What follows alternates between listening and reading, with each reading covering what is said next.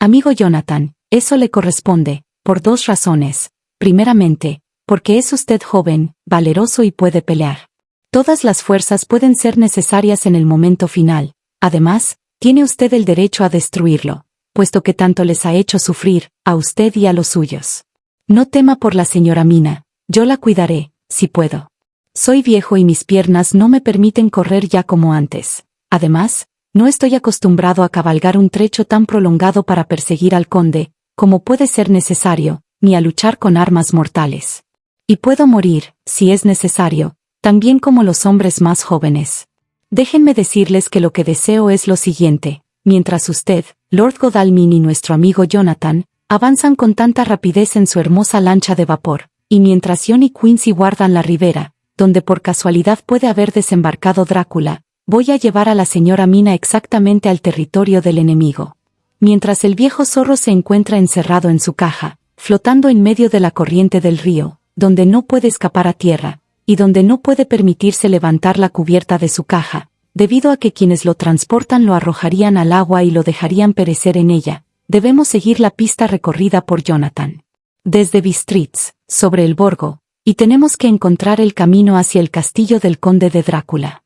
Allí, el poder hipnótico de la señora Mina podrá ayudarnos seguramente, y nos pondremos en camino, que es oscuro y desconocido, después del primer amanecer inmediato a nuestra llegada a las cercanías de ese tétrico lugar.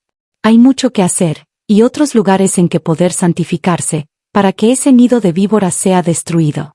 En ese momento, Jonathan lo interrumpió, diciendo ardientemente: ¿Quiere usted decir, profesor, que va a conducir a Mina, en su triste estado y estigmatizada como está con esa enfermedad diabólica, a la guarida del lobo para que caiga en una trampa mortal? De ninguna manera. Por nada del mundo. Durante un minuto perdió la voz y continuó, más adelante. ¿Sabe usted cómo es ese lugar?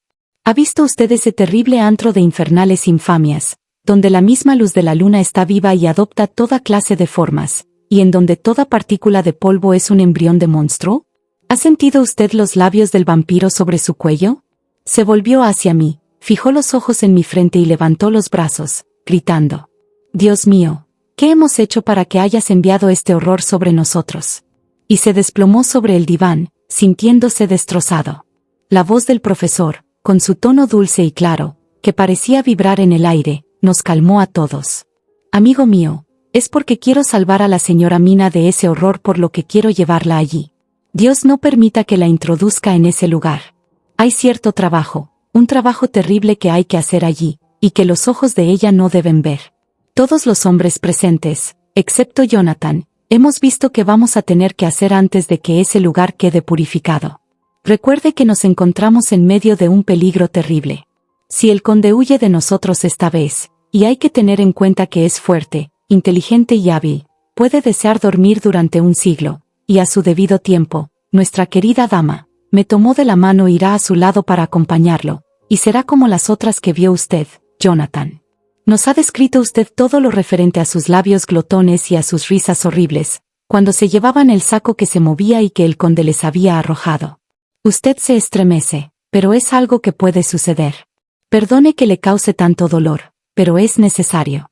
Amigo mío, ¿no se trata de una empresa en la que probablemente tendré que perder la vida? En el caso de que alguno de nosotros deba ir a ese lugar para quedarse, tendré que ser yo, para hacerles compañía. Haga lo que guste, dijo Jonathan, con un sollozo que hizo que temblara todo su cuerpo. Estamos en las manos de Dios. Más tarde, me hizo mucho bien ver el modo en que esos hombres valerosos trabajan. ¿Cómo es posible que las mujeres no amen a hombres que son tan sinceros, francos y valerosos? Asimismo, pensé en el extraordinario poder del dinero. ¿Qué no puede hacer cuando es aplicado correctamente? ¿Qué no puede conseguir cuando es usado de manera baja? Me siento muy contenta de que Lord Godalming sea tan rico y de que tanto él como el señor Morris, que posee también mucho dinero, estén dispuestos a gastarlo con tanta liberalidad. Ya que, de no ser así, nuestra expedición no hubiera podido ponerse en marcha, ni tan rápidamente ni con tan buen equipo, como va a hacerlo dentro de otra hora. No han pasado todavía 3 horas desde que se decidió qué parte íbamos a desempeñar cada uno de nosotros, y ahora, Lord Godalming y Jonathan, tienen una hermosa lancha de vapor, y están dispuestos a partir en cualquier momento. El doctor Sebard y el señor Morris tienen media docena de excelentes caballos, todos preparados. Poseemos todos los mapas y las ampliaciones de todos tipos que es posible conseguir. El profesor Van Helsing y yo deberemos salir esta noche, a las 11:40, en tren, con destino a Veresti, en donde conseguiremos una calesa que nos conduzca hasta el paso del Borgo. Llevamos encima una buena cantidad de dinero, ya que tendremos que comprar la calesa y los caballos. Deberemos conducirla nosotros mismos, puesto que no hay nadie en quien podamos confiar en este caso. El profesor conoce muchas lenguas, de modo que podremos salir adelante sin demasiadas dificultades. Todos tenemos armas, e incluso me consiguieron a mí un revólver de cañón largo. Jonathan no se sentía tranquilo, a menos que fuera armada como el resto de ellos. Pero no puedo llevar un arma que llevan los demás, el estigma sobre mi frente me lo prohíbe. El querido doctor Van Helsing me consuela, diciéndome que estoy bien armada, puesto que es posible que encontremos lobos. El tiempo se está haciendo cada hora que pasa más frío y hay copos de nieve que flotan en el aire, como malos presagios. Más tarde, me armé de valor para despedirme de mi querido esposo. Es posible que no volvamos a vernos nunca más. Valor, Mina. El profesor te está mirando fijamente y esa mirada es una advertencia. No debes derramar lágrimas ahora, a menos que Dios permita que sean de alegría. Del diario de Jonathan Archer. 30 de octubre, por la noche. Estoy escribiendo esto a la luz que despide la caldera de la lancha de vapor. Lord Godalming está haciendo de fogonero. Tiene experiencia en el trabajo, puesto que tuvo durante muchos años una lancha propia en el Támesis y otra en Norfolk Broads. Con relación a nuestros planes, hemos decidido finalmente que las suposiciones de Mina eran pertinentes y que si el conde había escogido una vía acuática para regresar a su castillo, debía tratarse necesariamente del río Seret y del Bistritza. Supusimos que en algún lugar cerca del grado 47 de latitud norte sería el escogido para atravesar el país entre el río y los Cárpatos. No teníamos miedo de avanzar a buena velocidad sobre el río, en plena noche. El agua es profunda y las orillas están lo suficientemente separadas de nosotros como para que podamos navegar tranquilamente y sin dificultades, incluso en la oscuridad. Lord Godalming me dice que duerma un rato, que es suficiente por el momento que se quede uno de nosotros de guardia. Pero no puedo dormir. ¿Cómo iba a poder hacerlo, con el terrible peligro que pesa sobre mi querida esposa y al pensar que se dirige hacia ese maldito lugar? Mi único consuelo es que estamos en las manos de Dios. Lo malo es que, con esa fe, sería más fácil morir que continuar viviendo, para terminar de una vez con todas estas preocupaciones. El señor Morris y el doctor Sebard salieron para hacer su enorme recorrido a caballo. Antes de que nosotros nos pusiéramos en marcha, deben mantenerse sobre la orilla del río, a bastante distancia, sobre las tierras altas, como para que puedan ver una buena extensión del río sin necesidad de seguir sus meandros. Para las primeras etapas, llevan consigo a 2 hombres, para que conduzcan a sus caballos de refresco. 4 en total, con el fin de no despertar la curiosidad. Cuando despidan a los hombres, lo cual sucederá bastante pronto, deberán cuidar ellos mismos de los caballos. Es posible que necesitemos unirnos todos y, en ese caso, todos podremos montar en los caballos. Una de las sillas de montar tiene un pomo móvil, que puede adaptarse para Mina, en caso necesario. Hemos emprendido una aventura terrible. Aquí, mientras avanzamos en medio de la oscuridad, sintiendo la frialdad del río que parece levantarse para golpearnos, rodeados de todas las voces misteriosas de la noche, vemos todo claramente. Parecemos ir hacia lugares desconocidos, por rutas desconocidas, y entrar en un mundo nuevo de objetos oscuros y terribles. Godalming está cerrando la puerta de la caldera. 31 de octubre. Continuamos avanzando a buena velocidad. Ha llegado el día y Godalming está durmiendo. Yo estoy de guardia. La mañana está muy fría y resulta muy agradable el calor que se desprende de la caldera, a pesar de que llevamos gruesas chaquetas de piel.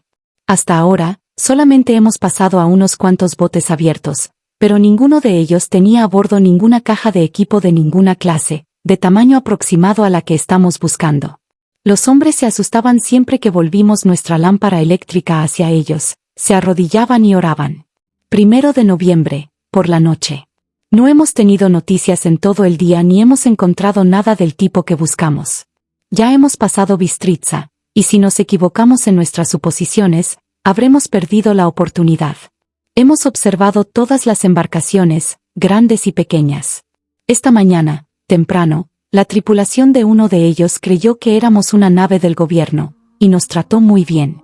Vimos en ello, en cierto modo, un mejoramiento de nuestra situación, así, en Fundu, donde el Bistrița converge en el Seret.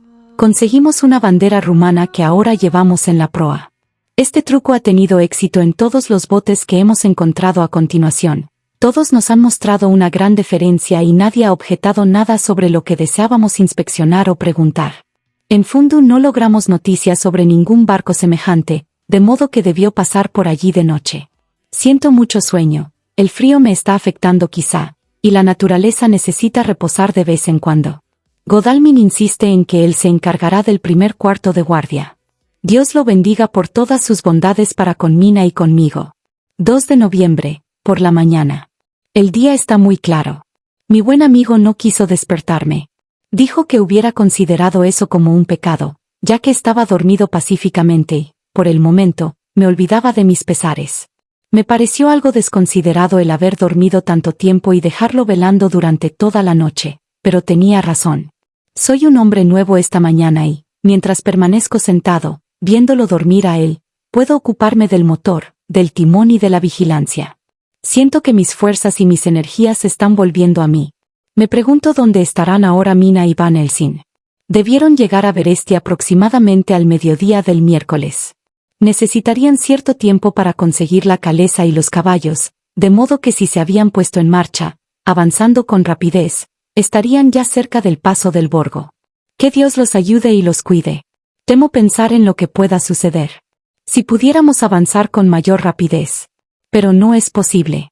Los motores están trabajando a plena capacidad, y no es posible pedirles más. Me pregunto también cómo se encuentran el señor Morris y el doctor Sevard. Parece haber interminables torrentes que bajan de las montañas hasta el río, pero como ninguno de ellos es demasiado ancho, en este momento cuando menos, aun cuando sean indudablemente terribles en invierno y cuando se derrite la nieve, los jinetes no encontrarán grandes dificultades para cruzarlos. Espero alcanzar a verlos antes de llegar a Strasbourg, puesto que si para entonces no hemos atrapado al conde, será quizá preciso que nos reunamos para decidir qué vamos a hacer a continuación. Del diario del Dr. Sevard. 2 de noviembre. Llevamos 3 días galopando. No hay nada nuevo y, de todos modos, no hubiera tenido tiempo para escribir nada, en caso de que hubiera habido algo. Solamente tomamos los descansos necesarios para los caballos, pero ambos lo estamos soportando muy bien. Los días en que corríamos tantas aventuras están resultando muy útiles. Debemos continuar adelante, nunca nos sentiremos contentos en tanto no volvamos a ver la lancha. 3 de noviembre. En Fundu nos enteramos de que la lancha había ido por el Bistrița. Deseé que no hiciera tanto frío. Había señales de que nevaría, y si la nieve cayera con mucha fuerza, nos detendría. En ese caso, tendremos que conseguir un trineo para continuar, al estilo ruso. 4 de noviembre. Hoy nos enteramos de que la lancha fue detenida por un accidente, cuando trataba de ascender por los rápidos. Los botes eslovacos suben bien, con la ayuda de una cuerda y dirigiéndolos correctamente. Algunos de ellos ascendieron solo unas horas antes. Godalming era un ajustador aficionado y, evidentemente, fue él quien puso la lancha en marcha otra vez. Finalmente, consiguieron cruzar los rápidos, con ayuda de los habitantes, y acaban de emprender la marcha, descansados. Temo que la lancha no mejoró mucho con el accidente. Los campesinos nos informaron que después de que volvió nuevamente a aguas tranquilas, seguía deteniéndose de vez en cuando, mientras permaneció a la vista. Debemos avanzar con mayor brío que nunca. Es posible que pronto necesiten nuestra ayuda. Del diario de Mina Archer. 31 de octubre. Llegamos a Beresti por la tarde. El profesor me dice que esta mañana, al amanecer, a duras penas pudo hipnotizarme, y que todo lo que pude decir fue, oscuro y tranquilo. Ahora está fuera, comprando una calesa y caballos. Dice que más tarde tratará de comprar más caballos, de manera que podamos cambiarlos en el camino. Nos quedan todavía 110 kilómetros por recorrer. El paisaje es precioso y muy interesante. Si nos encontráramos en diferentes circunstancias, qué encantador resultaría contemplar todo esto. Si Jonathan y yo viajáramos solos por estas tierras, qué placer sería. Podríamos detenernos, veríamos a la gente, Aprenderíamos algo sobre ella y llenaríamos nuestras mentes con todo lo pintoresco y el colorido del campo salvaje y hermoso y las personas tan singulares. Pero, ¡ay! Más tarde. El doctor Van Helsing ha regresado. Consiguió la calesa y los caballos. Vamos a cenar, y emprenderemos el viaje dentro de 1 hora. La casera nos está preparando una enorme canasta de provisiones. Parece ser suficiente para toda una compañía de soldados. El profesor la anima y me dice en susurros que es posible que pase una semana antes de que podamos volver a obtener alimentos. Él también ha estado de compras, y ha enviado a su casa un conjunto maravilloso de abrigos y pellizas y toda clase de ropa de abrigo. No tendremos ningún peligro de sentir frío. Pronto nos pondremos en marcha. Temo pensar en lo que puede sucedernos. Verdaderamente, estamos en las manos de Dios. Solamente Él sabe lo que puede suceder y le ruego, con toda la fuerza de mi alma triste y humilde, que cuide a mi amado esposo, que, suceda lo que suceda, Jonathan pueda saber que lo amo y que lo he honrado más de lo que puedo expresar, y que mi último y más sincero pensamiento afectuoso será siempre para él. Del diario de Mina Archer. 1 de noviembre. Hemos viajado todo el día a buena velocidad. Los caballos parecen saber que los estamos tratando con bondad, ya que demuestran la voluntad de avanzar al mejor paso. Hemos tenido algunos cambios y encontramos tan constantemente lo mismo, que nos sentimos animados a pensar que el viaje será fácil. El doctor Van Helsing se muestra lacónico, les dice a los granjeros que se apresura a ir a Bistritz y les paga bien por hacer un cambio de caballos. Nos dan sopa caliente, café o té, y salimos inmediatamente. Es un paisaje encantador, lleno de bellezas de todos los tipos imaginables, y las personas son valerosas, fuertes y sencillas. Parecen tener muchas cualidades hermosas. Son muy supersticiosos. En la primera casa en que nos detuvimos, cuando la mujer que nos sirvió vio la cicatriz en mi frente, se persignó y puso 2 dedos delante de mí, para mantener alejado el mal de ojo. Creo que hasta se tomaron la molestia de poner una cantidad adicional de ajo en nuestros alimentos, y yo no puedo soportarlo. Desde entonces, he tenido el cuidado de no quitarme el velo, y de esa forma he logrado escapar a sus suspicacias. Estamos viajando a gran velocidad, y puesto que no tenemos cochero que pueda contar chismes, seguimos nuestro camino sin ningún escándalo, pero me atrevo a decir que el miedo al mal de ojo nos seguirá constantemente por todos lados. El profesor parece incansable, no quiso descansar en todo el día, a pesar de que me obligó a dormir un buen rato. Al atardecer, me hipnotizó, y dice que contesté como siempre, oscuridad, ruido de agua y roce de madera. De manera que nuestro enemigo continúa en el río. Tengo miedo de pensar en Jonathan, pero de alguna manera ya no siento miedo por él ni por mí. Escribo esto mientras esperamos en una granja, a que los caballos estén preparados. El doctor Van Helsing está durmiendo. Pobre hombre. Parece estar muy cansado y haber envejecido y encanecido. Pero su boca tiene la firmeza de un conquistador. Aun en sueños, tiene el instinto de la resolución. Cuando hayamos emprendido el camino, deberé hacer que descanse, mientras yo misma conduzco la calesa. Le diré que tenemos todavía varios días por delante, y que no debe debilitarse, cuando sea necesaria toda su fuerza. Todo está preparado. Dentro de poco partiremos. 2 de noviembre, por la mañana. Tuve éxito y tomamos turnos para conducir durante toda la noche. Ahora ya es de día y el tiempo está claro a pesar de que hace frío. Hay una extraña pesadez en el aire. Digo pesadez porque no encuentro una palabra mejor. Quiero decir que nos oprime a ambos. Hace mucho frío y solo nuestras pieles calientes nos permiten sentirnos cómodos. Al amanecer, Van Helsing me hipnotizó. Dice que contesté, oscuridad, roces de madera y agua rugiente, de manera que el río está cambiando a medida que ascienden. Mi gran deseo es que mi amado no corra ningún peligro, no más de lo necesario, pero estamos en las manos de Dios. 2 de noviembre, por la noche. Hemos estado viajando todo el día. El campo se hace más salvaje a medida que avanzamos y las grandes elevaciones de los Cárpatos, que en Beresti parecían estar tan alejadas de nosotros y tan bajas en el horizonte, parecen rodearnos y elevarse frente a nosotros. Ambos parecemos estar de buen humor. Creo que nos esforzamos en animarnos uno al otro y, así, nos consolamos. El doctor Van Helsing dice que por la mañana llegaremos al paso de L. Borgo. Las casas son ahora muy escasas, y el profesor dice que el último caballo que obtuvimos tendrá que continuar con nosotros, ya que es muy posible que no podamos volver a cambiarlo. Tenemos 2 además de los otros 2 que cambiamos, de manera que ahora poseemos un buen tiro. Los caballos son pacientes y buenos y no nos causan ningún problema. No nos preocupamos de otros viajeros, de manera que hasta yo puedo conducir.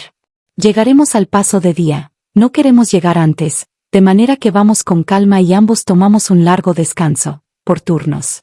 ¿Qué nos traerá el día de mañana? Vamos hacia el lugar en donde mi pobre esposo sufrió tanto.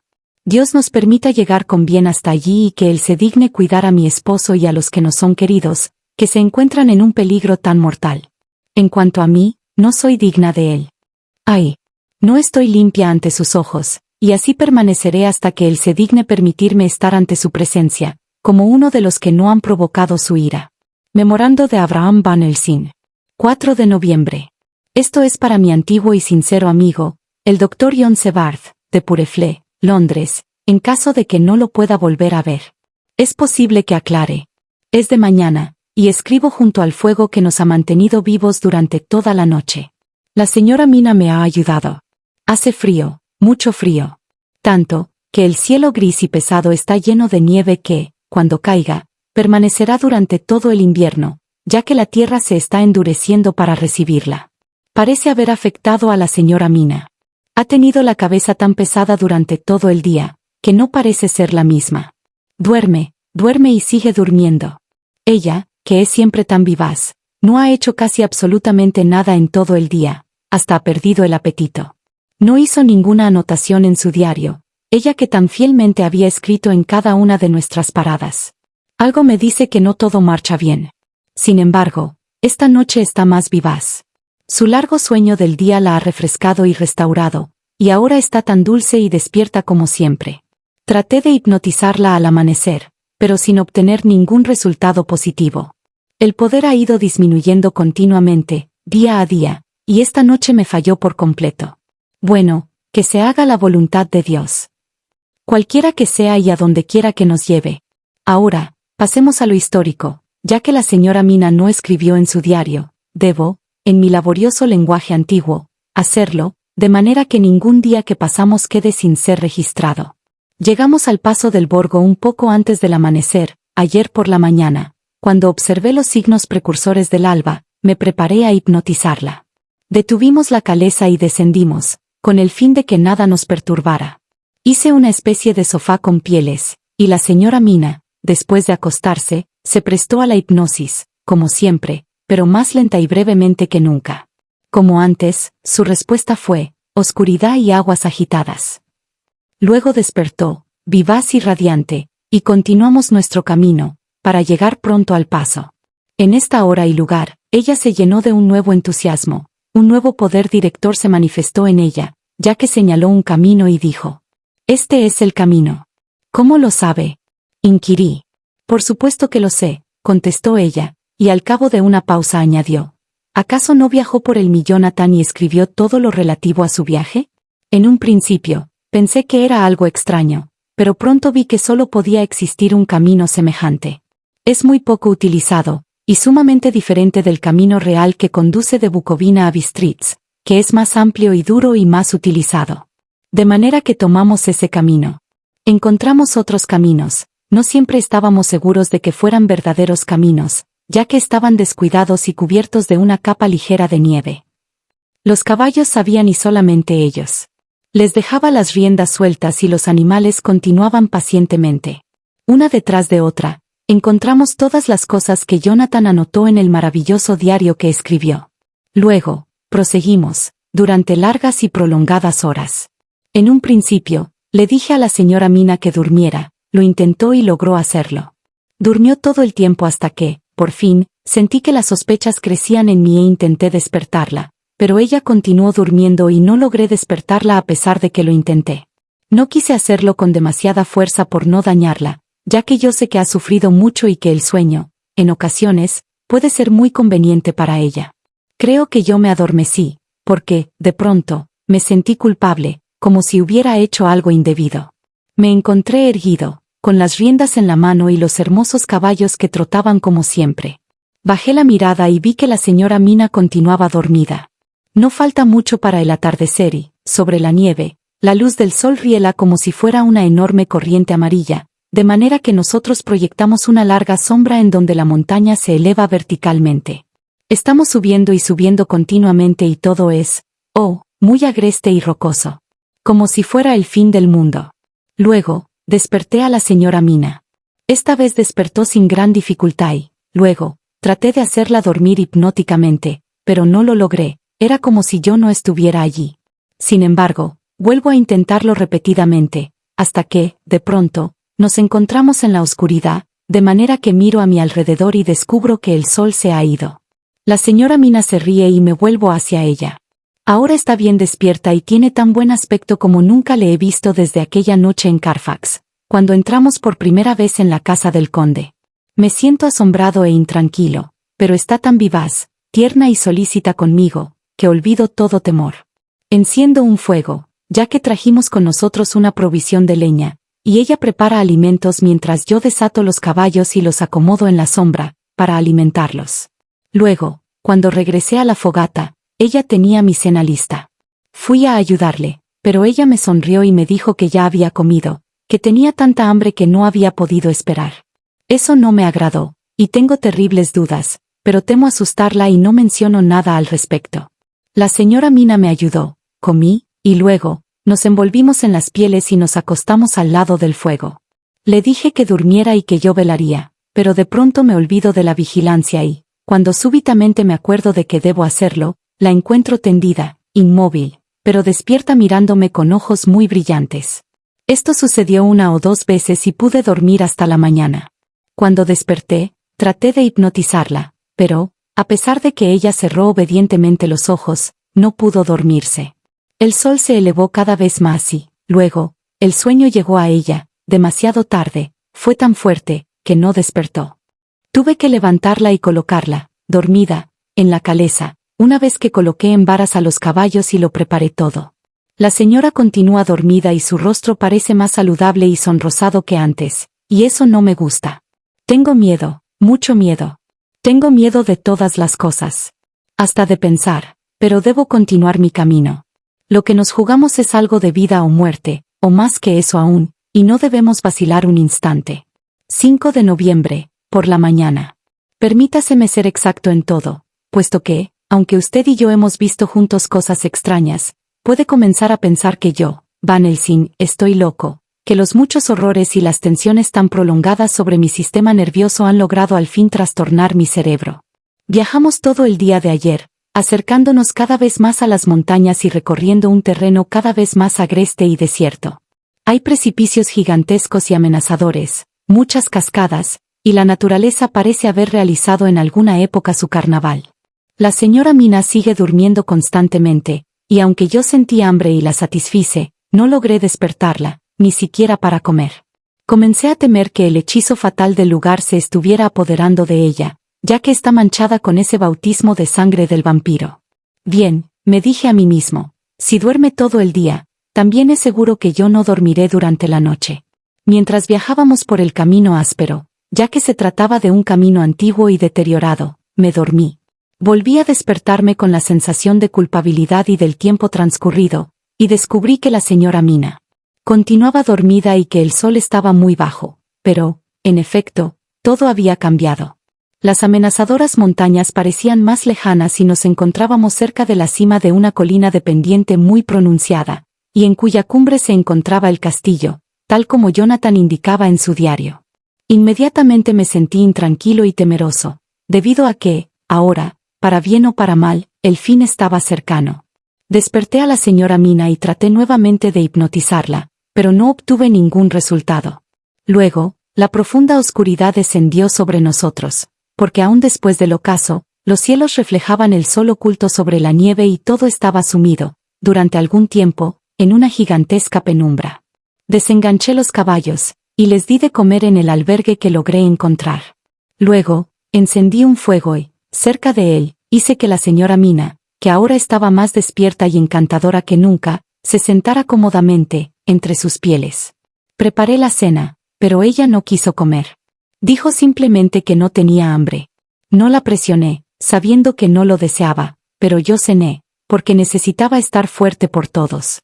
Luego, presa aún del temor por lo que pudiera suceder, Tracé un círculo grande en torno a la señora Mina y sobre él coloqué parte de la hostia sagrada y la desmenucé finamente, para que todo estuviera protegido.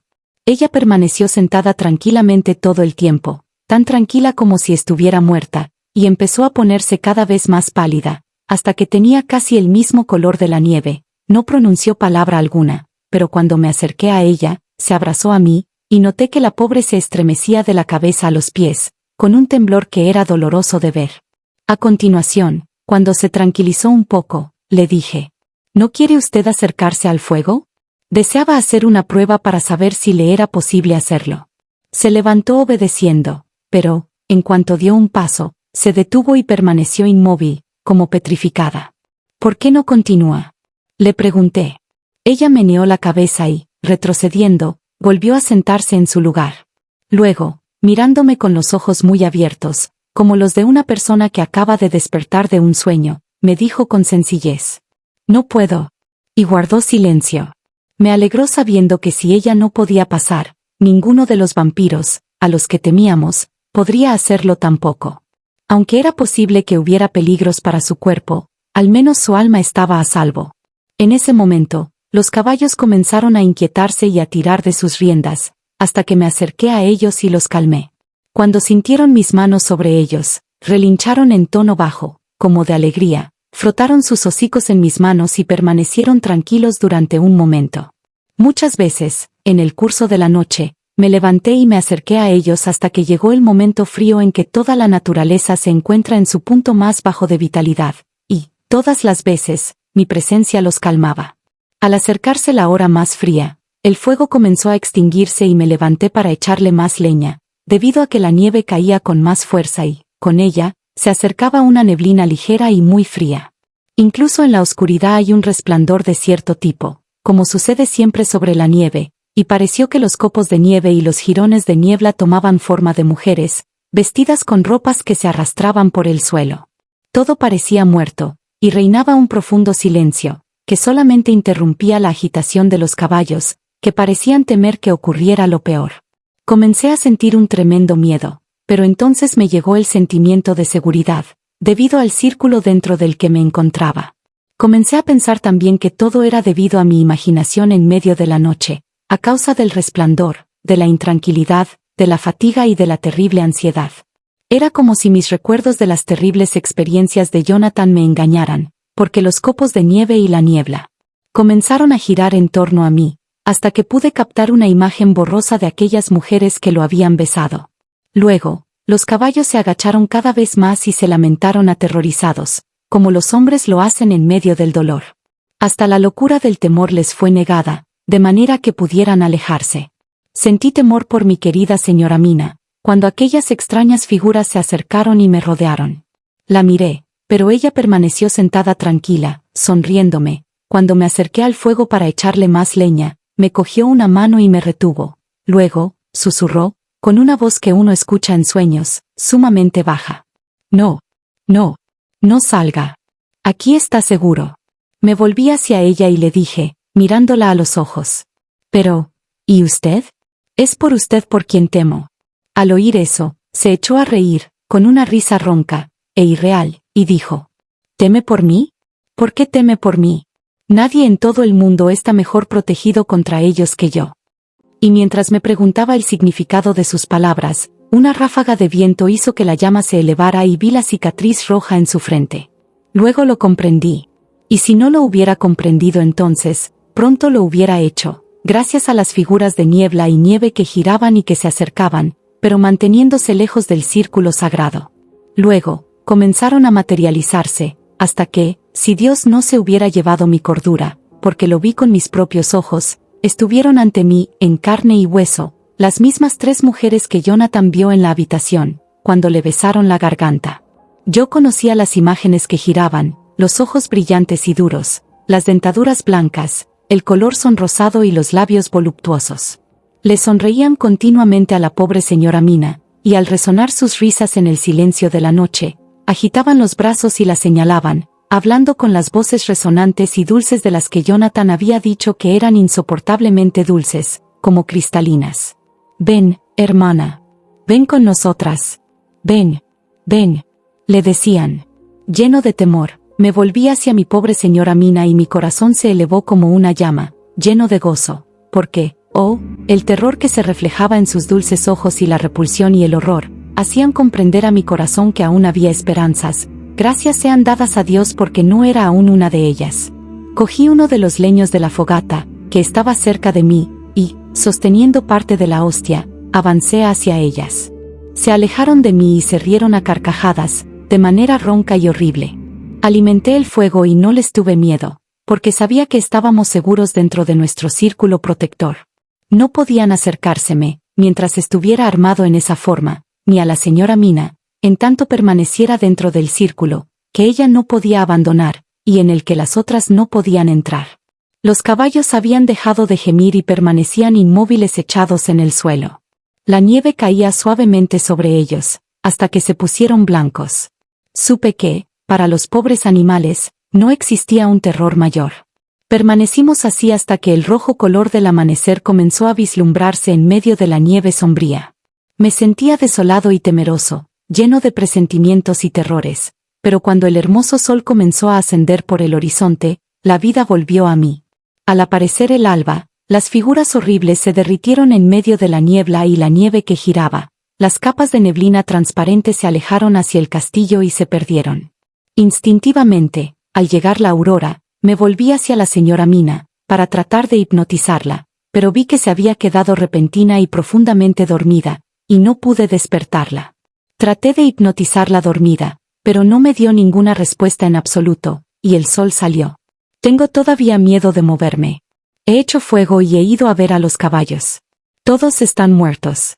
Hoy tengo mucho que hacer aquí y espero hasta que el sol se encuentre ya muy alto, porque puede haber lugares a donde tengo que ir, en los que ese sol, aunque oscurecido por la nieve y la niebla, será para mí una seguridad.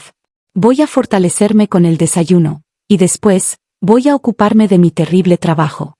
La señora Mina duerme todavía y, gracias a Dios, está tranquila en su sueño. Del diario de Jonathan Arker. 4 de noviembre, por la noche. El accidente de la lancha había sido terrible para nosotros. A no ser por él, hubiéramos atrapado el bote desde hace mucho tiempo, y para ahora, mi querida Mina estaría ya libre. Temo pensar en ella, lejos del mundo, en aquel horrible lugar. Hemos conseguido caballos, y seguimos por el camino. Escribo esto mientras Godalming se prepara. Tenemos preparadas nuestras armas y los húngaros tendrán que tener cuidado si es que desean pelear. Si Morris y Sebard estuvieran con nosotros. Solo nos queda esperar. Si no vuelvo a escribir, adiós, Mina. Que Dios te bendiga y te guarde. Del diario del Dr. Sebard. 5 de noviembre. Al amanecer, vemos la tribu de cíngaros delante de nosotros, alejándose del río, en sus carretas. Se reúnen en torno a ellas y se desplazan apresuradamente, como si estuvieran siendo acosados. La nieve está cayendo lentamente y hay una enorme tensión en la atmósfera. Es posible que se trate solamente de nuestros sentimientos, pero la impresión es extraña. A lo lejos, oigo el aullido de los lobos. La nieve los hace bajar de las montañas y el peligro para todos es grande y procede de todos lados. Los caballos están casi preparados, y nos ponemos en marcha inmediatamente. Vamos hacia la muerte de alguien. Solamente Dios sabe de quién o dónde, o qué o cuándo o cómo puede suceder. Memorando, por el Dr. Van Helsing. 5 de noviembre, por la tarde. Por lo menos, estoy cuerdo. Gracias a Dios por su misericordia en medio de tantos sucesos, aunque hayan resultado una prueba terrible. Cuando dejé a la señora Mina dormida en el interior del círculo sagrado, me encaminé hacia el castillo.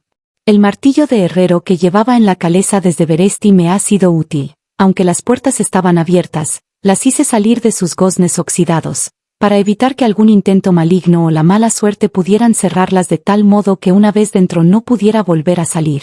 Las amargas experiencias de Jonathan me sirven. Recordando su diario, encuentro el camino hacia la vieja capilla, ya que sé que es allí donde voy a tener que trabajar. La atmósfera era sofocante, parecía que había en ella algún ácido sulfuroso que, a veces, me atontó un poco. O bien oía un rugido, o me llegaban distorsionados los aullidos de los lobos. Entonces, me acordé de mi querida señora Mina y me encontré en medio de un terrible dilema. No me he permitido traerla a este horrendo lugar, sino que la he dejado a salvo de los vampiros en el círculo sagrado. Sin embargo, había lobos que la ponían en peligro. Resolví que tenía que hacer el principal trabajo en el castillo, y que en lo tocante a los lobos deberíamos someternos a la voluntad de Dios. De todos modos, eso significaría solo la muerte y la libertad. Así es que me decidí por ella. Si la elección hubiera sido por mí, no me hubiera sido difícil decidirme. Era 1000 veces mejor encontrarse en medio de una jauría de lobos que en la tumba del vampiro. Por consiguiente, decidí continuar mi trabajo. Sabía que había al menos 3 tumbas que encontrar, las cuales estaban habitadas. De modo que busqué sin descanso, y encontré una de ellas. Estaba tendida en su sueño de vampiro, tan llena de vida y de voluptuosa belleza que me estremecí, como si me dispusiera a cometer un crimen. No pongo en duda que, en la antigüedad, a muchos hombres que se disponían a llevar a cabo una tarea como la mía les fallaran el corazón y los nervios. Por consiguiente, se retrasaba hasta que la misma belleza de la muerta viva lo hipnotizaba, y se quedaba allí, hasta que llegaba la puesta del sol y cesaba el sueño del vampiro. Entonces, los hermosos ojos de la mujer vampiro se abrían y lo miraban llenos de amor, y los labios voluptuosos se entreabrían para besar. El hombre es débil. Así había una víctima más en la guarida del vampiro, uno más que engrosaba las filas terribles de los muertos vivos. Desde luego, existe cierta fascinación, puesto que me conmuevo ante la sola presencia de una mujer tan bella, aun cuando esté tendida en una tumba destartalada por los años y llena del polvo de varios siglos, aunque había ese olor horrible que flotaba en la guarida del conde. Sí, me sentía turbado. Yo, Van Helsing, a pesar de mis propósitos y de mis motivos de odios, sentía la necesidad de un retraso que parecía paralizar mis facultades y aferrarme el alma misma. Era posible que la necesidad de sueño natural y la extraña opresión del aire me estuvieran abrumando. Estaba seguro de que me estaba dejando dominar por el sueño con los ojos abiertos de una persona que se entrega a una dulce fascinación, cuando llegó a través del aire silencioso y lleno de nieve un gemido muy prolongado, tan lleno de aflicción y de pesar, que me despertó como si hubiera sido una trompeta, puesto que era la voz de la señora Mina la que estaba oyendo. Luego, me dediqué a mi horrible tarea y descubrí, levantando las losas de las tumbas, a otra de las hermanas, la otra morena. No me detuve a mirarla, como lo había hecho con su hermana, por miedo de quedar fascinado otra vez. Continúo buscando hasta que, de pronto, descubro en una gran tumba que debió ser construida para una mujer muy amada, a la otra hermana, a la que, como mi amigo Jonathan, he visto materializarse de la niebla. Era tan agradable de contemplar, de una belleza tan radiante y tan exquisitamente voluptuosa, que el mismo instinto de hombre en mí, que exigía parte de mi sexo para amar y proteger a una de ellas, hizo que mi cabeza girara con una nueva emoción. Pero, gracias a Dios, aquel lamento prolongado de mi querida señora Mina no había cesado todavía en mis oídos y, antes de que el hechizo pudiera afectarme otra vez, ya me había decidido a llevar a cabo mi terrible trabajo. Había registrado todas las tumbas de la capilla, según creo, y como solamente había habido cerca de nosotros, durante la noche, 3 de esos fantasmas de muertas vivas, supuse que no había más muertas vivas activas que ellas. Había una gran tumba, más señorial que todas las demás, enorme y de nobles proporciones. Sobre ella había escrita una sola palabra: Drácula. Así pues, aquella era la tumba del rey vampiro, al que se debían tantos otros. El hecho de que estuviese vacía fue lo suficientemente elocuente como para asegurarme de lo que ya sabía. Antes de comenzar a restaurar a aquellas mujeres a su calidad de muertas verdaderas, por medio de mi horrible trabajo, dejé una parte de la hostia sagrada en la tumba de Drácula, haciendo así que la entrada le fuera prohibida y que permaneciera eternamente como muerto vivo. Entonces comenzó mi terrible tarea, y tuve horror de ella. Si solamente hubiera sido una, no resultaría difícil, relativamente. Pero, eran 3. Tenía que recomenzar 2 veces después de haber llegado al colmo del horror. Puesto que si fue terrible con la dulce Lucy, ¿cómo no iba a hacerlo con aquellas desconocidas, que habían sobrevivido durante varios siglos y que habían sido fortalecidas por el paso de los años? Si pudieran, ¿lucharían por sus horrendas vidas? Oh, amigo John, era un trabajo de carnicero. Si no me hubiera dado ánimos el pensar en otros muertos y en los vivos sobre los que pesaba un error semejante, no habría podido hacerlo. No ceso de temblar todavía, aunque hace tiempo ya que el trabajo ha concluido. Gracias a Dios, mis nervios no me traicionaron. Si no hubiera visto el reposo en primer lugar y la alegría que se extendió sobre el rostro del cadáver un momento antes de que comenzara la disolución, como demostración de que un alma había sido liberada, no hubiera podido concluir mi carnicería. No hubiera podido soportar el terrible ruido de la estaca al penetrar, los labios cubiertos de espuma sanguinolenta, ni el retorcerse del cuerpo. Debí dejar mi trabajo sin terminar, huyendo aterrorizado de allí, pero, ya está concluido.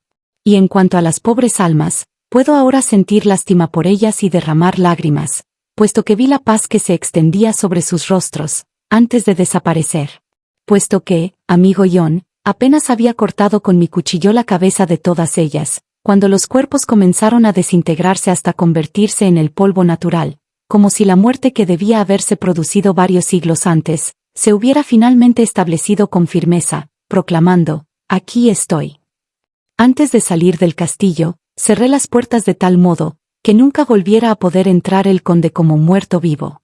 Cuando entré en el círculo sagrado, en cuyo interior dormía la señora Mina, despertó y, al verme, me dijo llorando que yo había soportado ya demasiado. «Vámonos», dijo. «Alejémonos de este horrible lugar. Vamos a salir al encuentro de mi esposo, que ya está en camino hacia nosotros, lo sé». Tenía un aspecto frágil, pálido y débil, pero sus ojos estaban puros y brillaban con fervor. Estaba contento de ver su palidez y su aspecto enfermizo, ya que mi mente estaba todavía llena del horror producido al ver aquel sueño de las mujeres vampiros. Así, con confianza y esperanza y, sin embargo, llenos de temor, nos dirigimos hacia el este, para reunirnos con nuestros amigos y con él, puesto que la señora Mina dice que sabe que vienen a nuestro encuentro. Del diario de Mina Archer. 6 de noviembre. Estaba ya bastante avanzada la tarde cuando el profesor y yo nos pusimos en marcha hacia el este, por donde sabía yo que se estaba acercando Jonathan. No avanzamos rápidamente, debido a que el terreno era muy en pendiente y teníamos que llevar con nosotros pesadas pieles y abrigos, porque no deseábamos correr el riesgo de permanecer sin ropas calientes en medio del frío y de la nieve. Además, tuvimos que llevarnos parte de nuestras provisiones, ya que estábamos en una comarca absolutamente desolada y, en toda la extensión que abarcaba nuestra mirada, sobre la nieve, no se veía ningún lugar habitado. Cuando hubimos recorrido aproximadamente 1,5 kilómetros, me sentí cansada por la pesada caminata, y me senté un momento a descansar.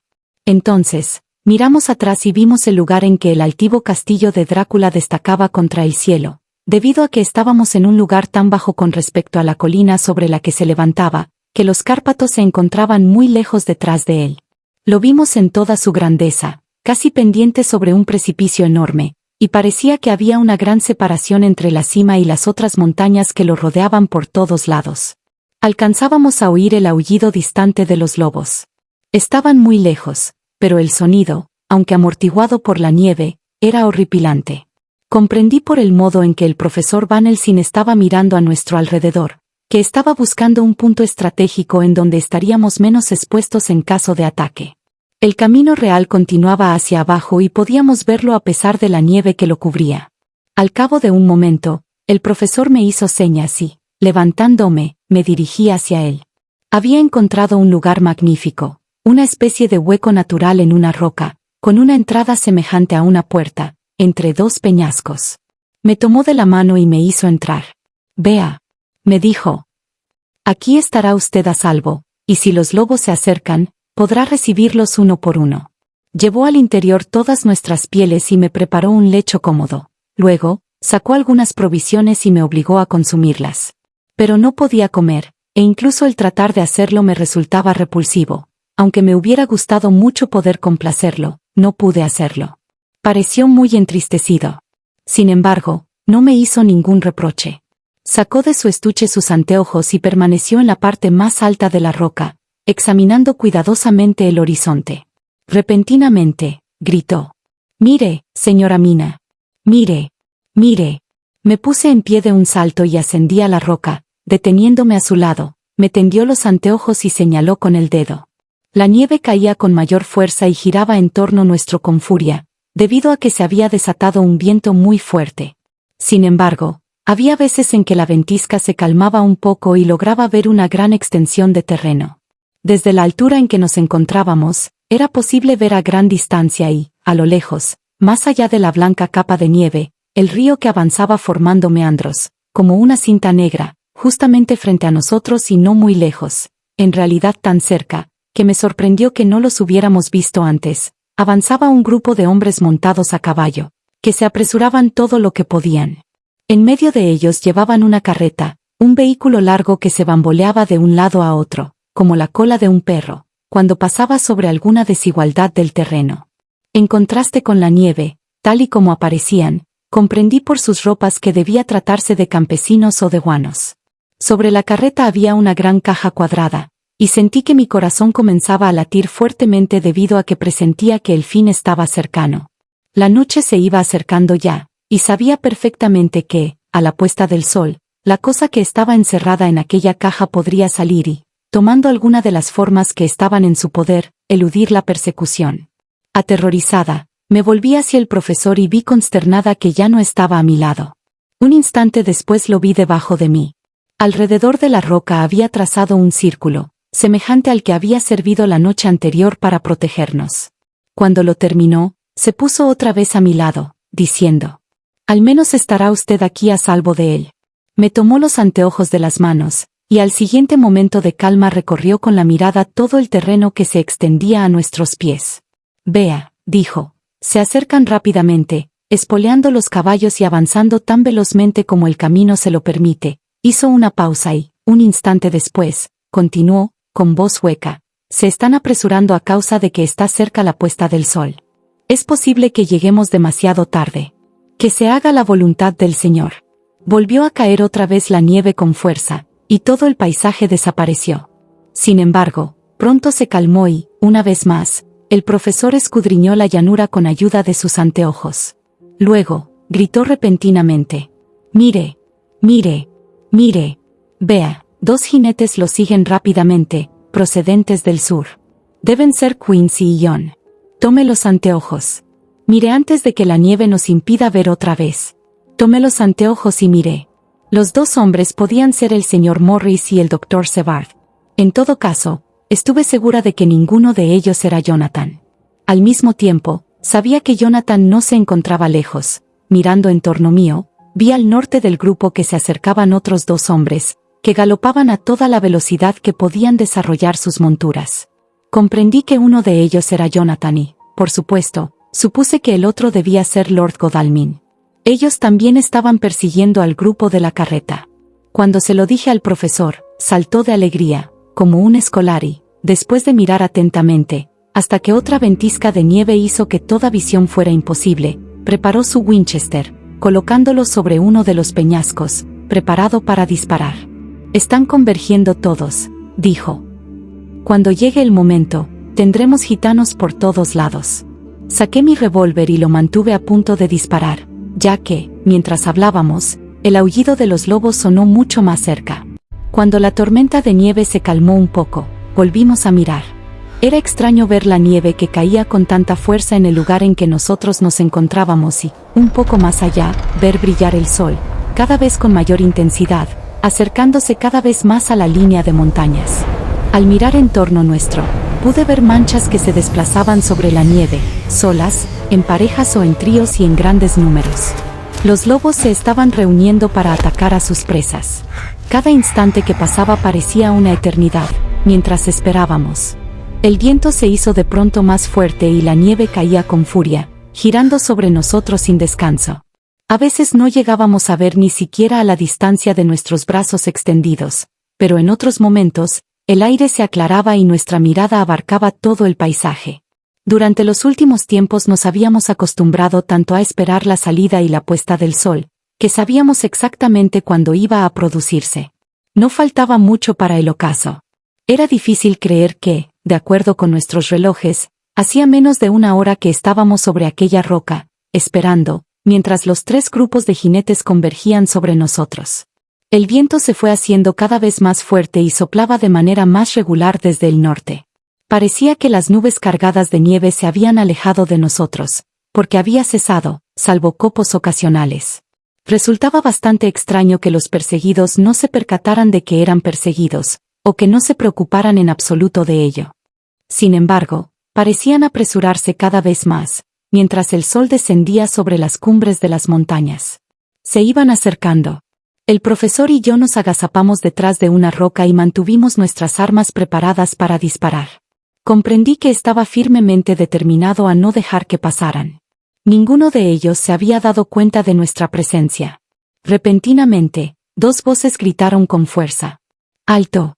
Una de ellas era la de mi Jonathan, que se elevaba en tono de pasión. La otra era la voz resuelta y de mando del señor Morris. Era posible que los gitanos no comprendieran la lengua, pero el tono en que fue pronunciada esa palabra no dejaba lugar a dudas, sin que importara en absoluto en qué lengua había sido dicha. Instintivamente, tiraron de las riendas y, de pronto, Lord Godalming y Jonathan se precipitaron hacia uno de los lados y el señor Morris y el doctor Sevard por el otro.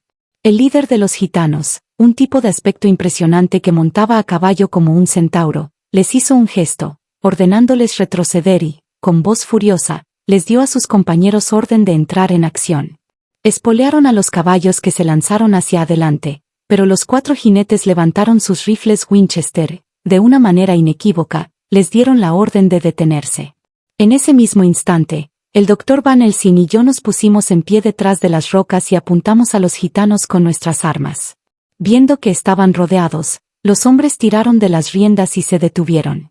El líder se volvió hacia ellos, les dio una orden y, al oírla, todos los gitanos echaron mano a las armas de que disponían, cuchillos o pistolas, y se dispusieron a atacar. El resultado no se hizo esperar. El líder, con un rápido movimiento de sus riendas, lanzó su caballo hacia el frente, dirigiéndose primeramente hacia el sol, que estaba ya muy cerca de las cimas de las montañas y, luego, hacia el castillo, diciendo algo que no pude comprender. Como respuesta, los 4 hombres de nuestro grupo desmontaron de sus caballos y se lanzaron rápidamente hacia la carreta. Debía haberme sentido terriblemente aterrorizada al ver a Jonathan en un peligro tan grande, pero el ardor de la batalla se había apoderado de mí, lo mismo que de todos los demás. No tenía miedo, sino un deseo salvaje y apremiante de hacer algo.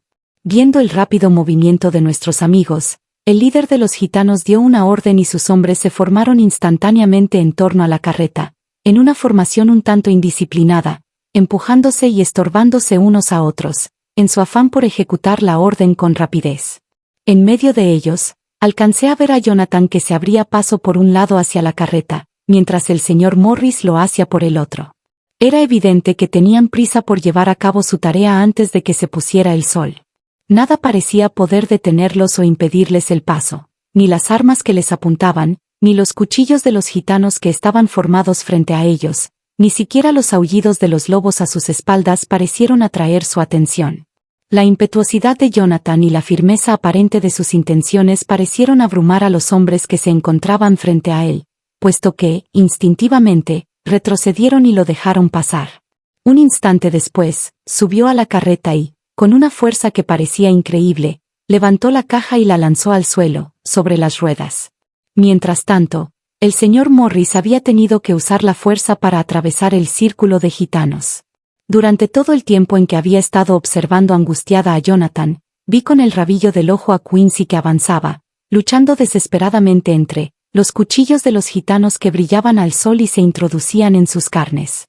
Se había defendido con su puñal. Finalmente, creí que había logrado pasar sin ser herido, pero cuando se plantó de un salto al lado de Jonathan, que se había bajado ya de la carreta, pude ver que con la mano izquierda se sostenía el costado y que la sangre brotaba entre sus dedos. Sin embargo, no se dejó acobardar por eso, puesto que Jonathan, con una energía desesperada, estaba atacando la madera de la caja, con su gran cuchillo kukri, para quitarle la tapa, y Quincy atacó frenéticamente el otro lado con su puñal. Bajo el esfuerzo de los dos hombres, la tapa comenzó a ceder y los clavos salieron con un chirrido seco. Finalmente, la tapa de la caja cayó a un lado. Para entonces, los gitanos, viéndose cubiertos por los Winchesters y a merced de Lord Godalming y del Dr. Sevard, habían cedido y ya no presentaban ninguna resistencia. El sol estaba casi escondido ya entre las cimas de las montañas y las sombras de todo el grupo se proyectaban sobre la tierra. Vi al conde que estaba tendido en la caja, sobre la tierra, parte de la cual había sido derramada sobre él, a causa de la violencia con que la caja había caído de la carreta. Estaba profundamente pálido, como una imagen de cera, y sus ojos rojos brillaban con la mirada vengadora y horrible que también conocía yo. Mientras yo lo observaba, los ojos vieron el sol que se hundía en el horizonte y su expresión de odio se convirtió en una de triunfo. Pero, en ese preciso instante, surcó el aire el terrible cuchillo de Jonathan. Grité al ver que cortaba la garganta del vampiro, mientras el puñal del señor Morris se clavaba en su corazón. Fue como un milagro, pero ante nuestros propios ojos y casi en un abrir y cerrar de ojos, todo el cuerpo se convirtió en polvo, y desapareció. Me alegraré durante toda mi vida de que, un momento antes de la disolución del cuerpo, se extendió sobre el rostro del vampiro una paz que nunca hubiera esperado que pudiera expresarse. El castillo de Drácula destacaba en aquel momento contra el cielo rojizo, y cada una de las rocas de sus diversos edificios se perfilaba contra la luz del sol poniente. Los gitanos, considerándonos responsables de la desaparición del cadáver, volvieron grupas a sus caballos y se alejaron a toda velocidad, como si temieran por sus vidas. Los que iban a pie saltaron sobre la carreta y les gritaron a los jinetes que no los abandonaran. Los lobos, que se mantenían a respetable distancia, los siguieron y nos dejaron solos. El señor Morris, que se había desplomado al suelo con la mano apretada sobre su costado, veía la sangre que salía entre sus dedos. Corrí hacia él, debido a que el círculo sagrado no me impedía ya el paso. Lo mismo hicieron los dos médicos. Jonathan se arrodilló a su lado y el herido hizo que su cabeza reposara sobre su hombro. Con un suspiro me tomó una mano con la que no tenía manchada de sangre. Debía estar viendo la angustia de mi corazón reflejada en mi rostro, ya que me sonrió y dijo: «Estoy feliz de haber sido útil». «Oh, Dios», gritó repentinamente, esforzándose en sentarse y señalándome. «¿Vale la pena morir por eso? Miren, miren». El sol estaba ya sobre los picos de las montañas y los rayos rojizos caían sobre mi rostro, de tal modo que estaba bañada en un resplandor rosado. Con un solo impulso, los hombres cayeron de rodillas y dijeron: «Amén», con profunda emoción, al seguir con la mirada lo que Quincy señalaba. El moribundo habló otra vez. «Gracias, Dios mío, porque todo esto no ha sido en vano. Vean. Ni la nieve está más limpia que su frente. La maldición ha concluido». Y, ante nuestro profundo dolor, con una sonrisa y en silencio, murió un extraordinario caballero. «Estoy feliz de haber sido útil». «Oh, Dios», gritó repentinamente, esforzándose en sentarse y señalándome. «¿Vale la pena morir por eso?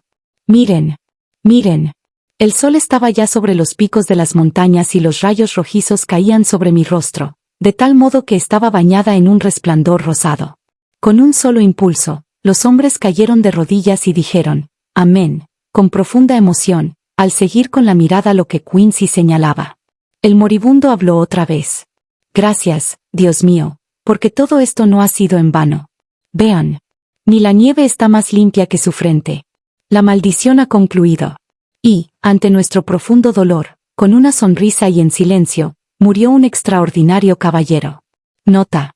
Hace 7 años. Todos nosotros atravesamos las llamas, y por la felicidad de que gozamos desde entonces algunos de nosotros, creo que bien vale la pena haber sufrido tanto. Para Mina y para mí es una alegría suplementaria el hecho de que el cumpleaños de nuestro hijo sea el mismo día en que murió Quincy Morris. Su madre tiene la creencia, en secreto, aunque yo lo sé, de que parte del espíritu de nuestro querido amigo ha pasado al niño. Su conjunto de nombres enlaza los de todo nuestro grupo de hombres, pero lo llamamos Quincy. Durante el verano de este año, hicimos un viaje a Transilvania, recorriendo el terreno que para nosotros estaba y está tan lleno de terribles recuerdos. Nos resultó casi imposible creer que las cosas que habíamos visto con nuestros propios ojos y oído con nuestros oídos, hubieran podido existir. Todo rastro de aquello ha desaparecido por completo. El castillo permanece como antes, elevándose ante un paisaje lleno de desolación.